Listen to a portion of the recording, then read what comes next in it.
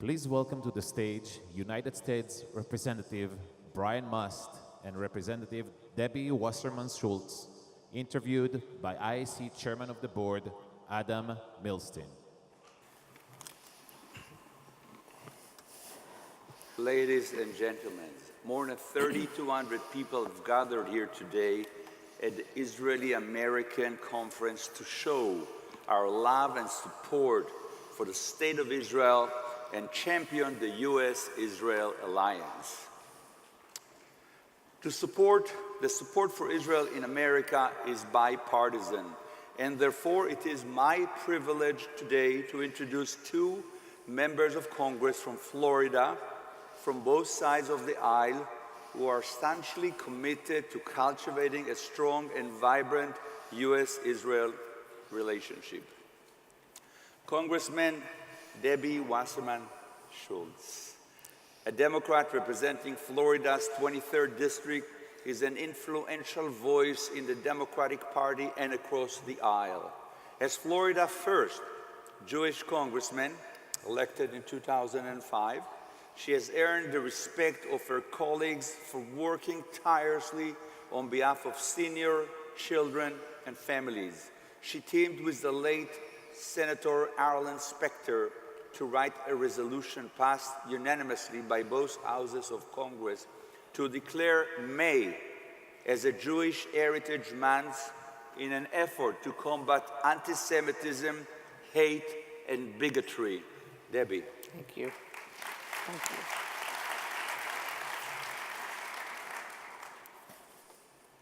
Congressman Brian Mast, a Republican representing the 18th District, as a personal story of strength and resilience that can inspire all of us here. Prior to his election to Congress, Brian followed in his father's footsteps by serving the U.S. Army for more than 12 years.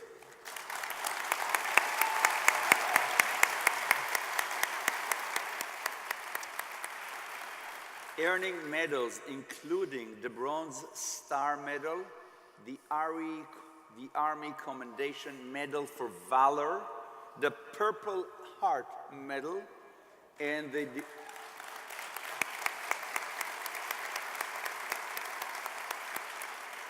Defense Meritorious Service Medal.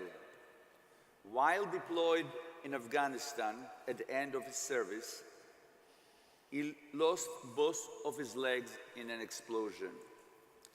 While lying in bed recovering at the Walter Reed Medical Center, Brian's father gave him an advice that stuck with him until today. And he told him to ensure the greatest service you gave to our country and the best example you can set for your children, you need to continue in your work. Your future is ahead of you.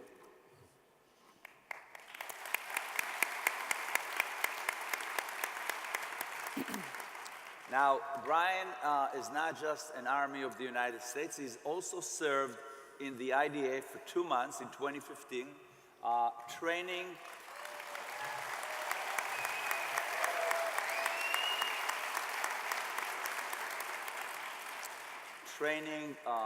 bomb dismantle units in Israel. He now serves this country as a member of the Congress, sitting on Transportation and Infrastructure, Foreign Affairs and Veteran Committee. Thank you, Brian. Thank you. So let me start. All the questions are going to be for both of you. And I'll start with the first important question. Why is a country in a faraway land the size of New Jersey, with 8.5 million people, surrounded by 400 million Arabs, in 50 Muslim countries, why the State of Israel even matters? I'll start with you, Debbie.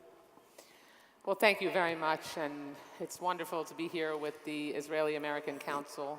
I have had a warm and lengthy relationship with this organization and your leadership, and I really appreciate you. And welcome to Florida's 23rd Congressional District. Hope you've enjoyed your time here. Good choice to come down here, and I want to acknowledge our Israeli-American mayor of the city of Hollywood, who I know you had a chance to hear from the other day, Josh Levy, who is here with us this morning as well. The answer to your question, Adam, is, particularly from my perspective as the first Jewish woman to represent Florida in the United States Congress, is that Israel is certainly deeply personal to me as an American Jew, but Israel's story and Israel's perseverance, Israel's rise like a phoenix, and her accomplishments, her advances, her leadership, her similarity to us in terms of justice and values and civil rights, and just the very need to make sure that we have a haven for Jews throughout the diaspora as well as for those living there, makes Israel a critical ally and one that is our only real, true, reliable ally in that region. So thus, the U.S.-Israel relationship has to remain strong, and Israel must always remain a Jewish and democratic state, now and forever. Thank you, Debbie. Brian, your take. Certainly. You know, I think any American asks themselves the question, what does America represent to the world? And then when you answer that question for yourself, you think about things like freedom and democracy and human rights for all people and an entrepreneurial spirit and all of these things that are wrapped up into the United States of America. And then when you ask yourself, where can you find that same outlook on the world, that same guarantee to people across the region, that same spirit?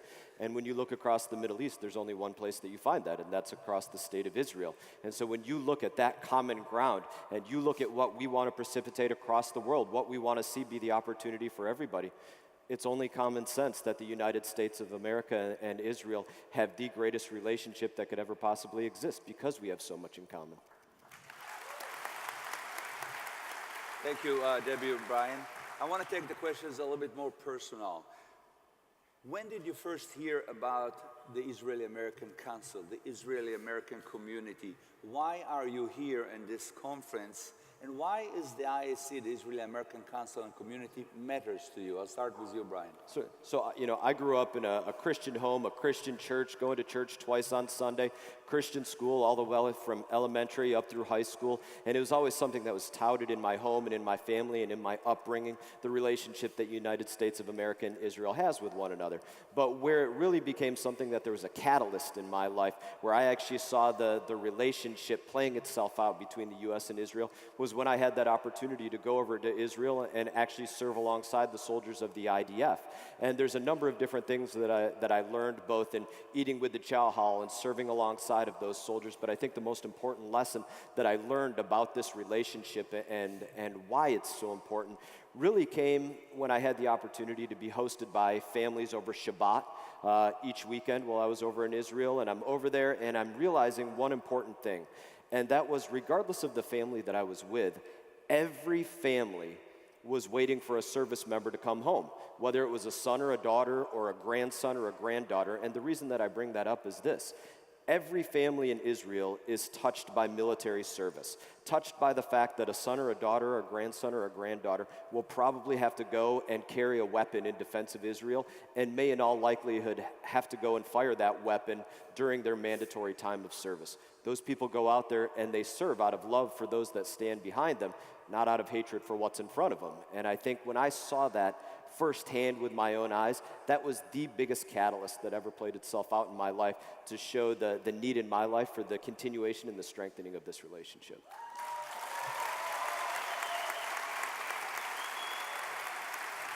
Thanks, Brian. Debbie.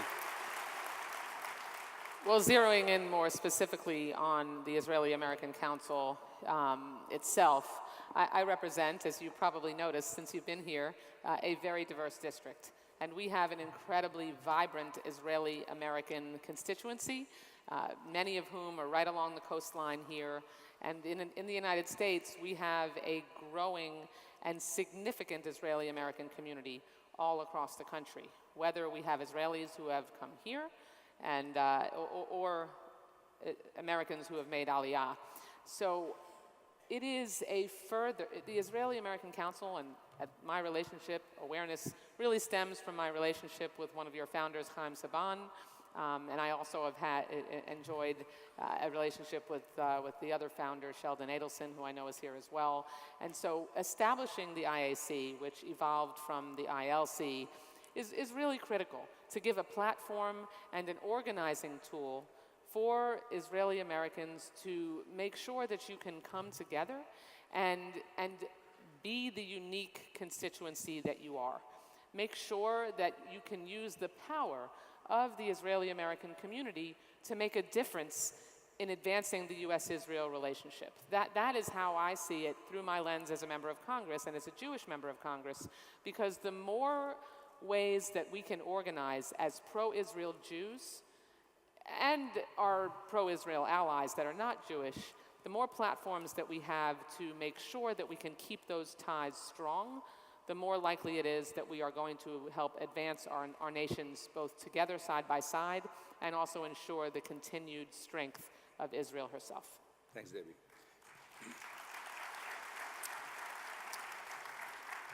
We were all saddened and horrified by the recent synagogue shooting in Pittsburgh, which underscored the reality that anti-Semitism is rising.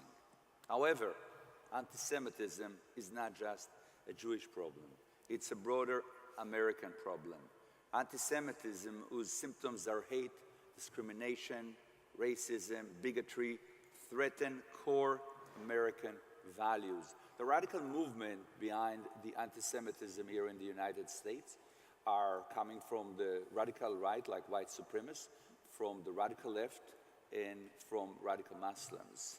And their goals, after they have marginalized the Jewish community, is to change the American way of life that we all know and cherish.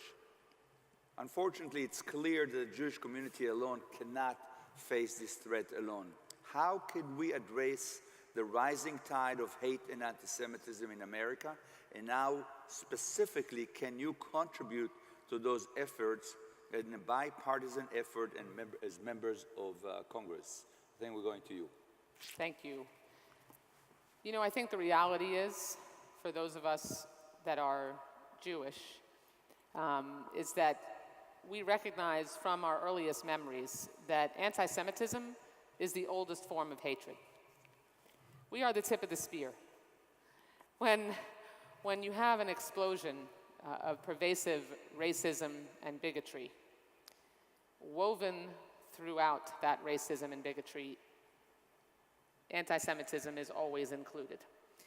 I think if I asked for a show of hands in this room this morning, no matter where you were raised, each of us could tell a story of anti-Semitism that we have personally experienced. Now, I am a Long Island girl. I grew up in New York and spent my whole adult life here in South Florida. So I have been fully immersed in large Jewish communities throughout my life.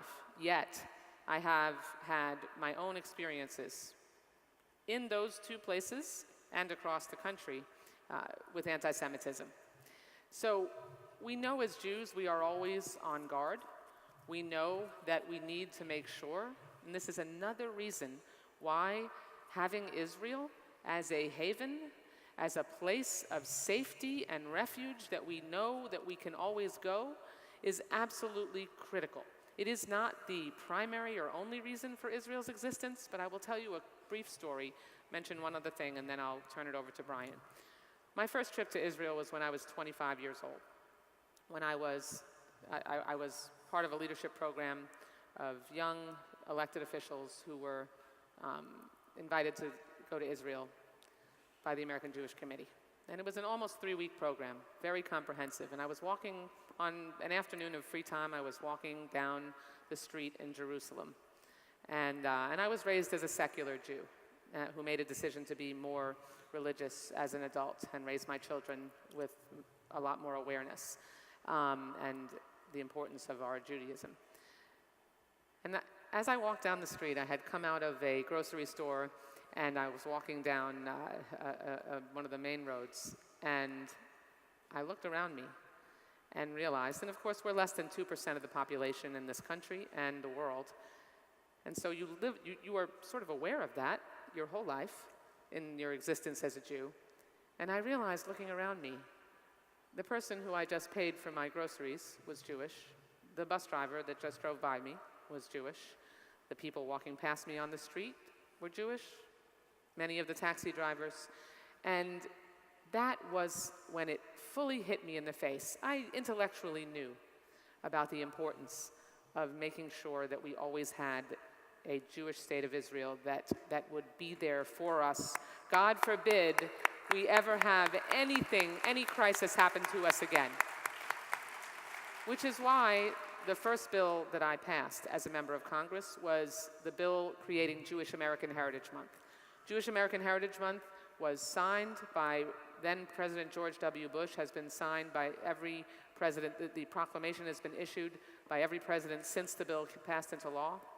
But if I introduced that legislation with more than 250 co-sponsors to make sure that we had an opportunity, at least for 1 month, where we raised awareness about the importance of eliminating anti-Semitism, helping people realize that Jews are both a heritage and a religion, and awareness of our customs and familiarity. The more familiarity people have with us, the less bigotry and anti-Semitism we'll have.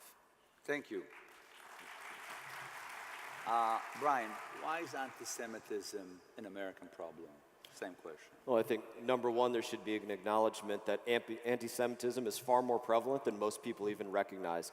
And I think the way that you know that it's so much more prevalent is you look at the actions that occur each and every day that you never hear a thing about.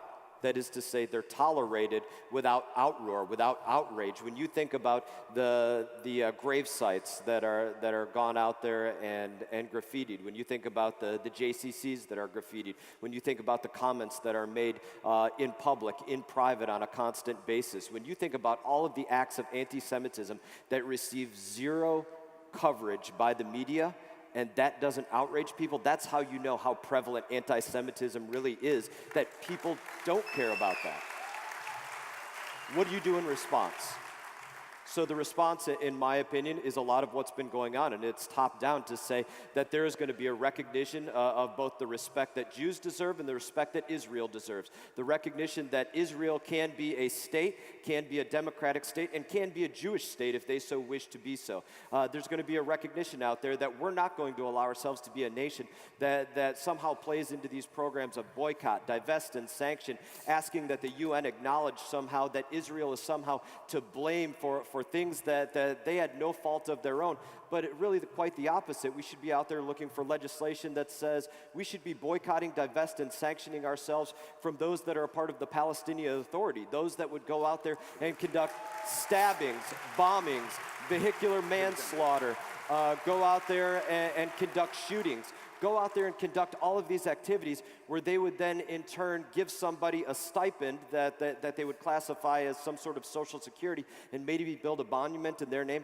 Those are the folks that should be boycott, divest, and sanctioned from, not the Jewish and the Israeli community. Excellent. I think that's where we lead ourselves.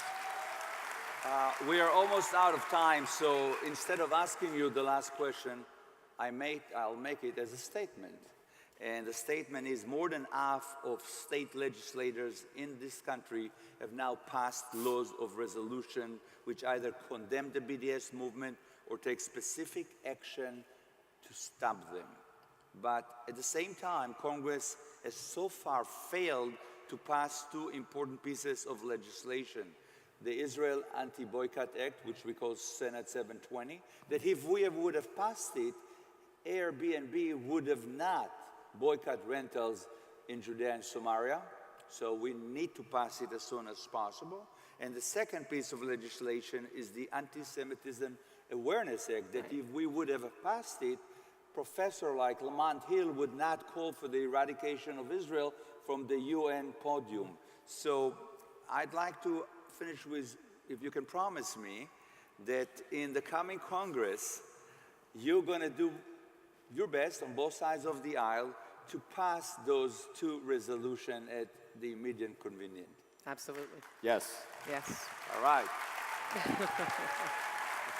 I want to thank Brian Mast and Debbie Wasserman Schultz for being here and supporting Israel, the U.S.-Israel Alliance, and the Israel-American Council. Thank you so much.